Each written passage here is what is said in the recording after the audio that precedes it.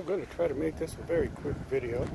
I've got my strawberries here, these little red flags and all these little pots. I'm starting from runners. And let's see, I've got some okra over here, sago palm, and some oleander. Over here I've got more strawberries. I got more strawberries everywhere. Here's an apple tree. Now back here I've got what's called a service berry. They're kind of hard to see amongst all the weeds there, but they get blueberry type fruit on them. And I've got a couple of beds of strawberries in these bathtubs. And this is my hygge culture over here. It goes all the way around. That's a buried mulberry tree in there. It's rotted, and that causes a mycelium to grow on it, and it becomes very spongy and holds water and brings up nutrients from way down in the earth. Over here, more strawberries in the earthen beds. Okay, well, here's my little sink. I love that little sink. Okay, so here we have some basil, and we've got a zucchini there. No, that's a yellow straight neck. And then, let's see, more tomatoes and peppers. Lots of tomatoes and peppers over here. I always grow the marigolds in with my vegetables because the marigolds help the tomatoes. Yeah, just check that out, you know. Let's see, these are Chinese ground orchid, and more strawberries. They're not really doing that well in the shade here. Just some hanging plants, you know. This is kind of like my, I guess I call it a meditation area. I like just the atmosphere here. Got a bunch of starts over here in the wicking bed. It's let's see, you got Japanese maples and more sago palms. We've got some ginger going there. Let's see, let's go over here. Oh, wait a minute, let's go over here. I've got, still have the blackberries. I've got to trim these way back now. They're done, and so I've got to take all the old canes out, just leaving the new canes for next season. Yeah, let's see, I've got over here some Jerusalem artichokes.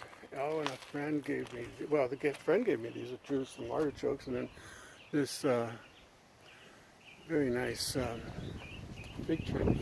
I forget the name of it, but it's very special to me because it tastes like strawberry jam when you bite into them.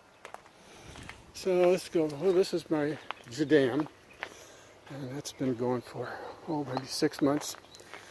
My compost pile.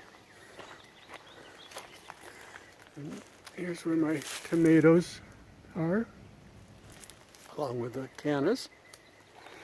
And then got a few tomatoes and peppers in here.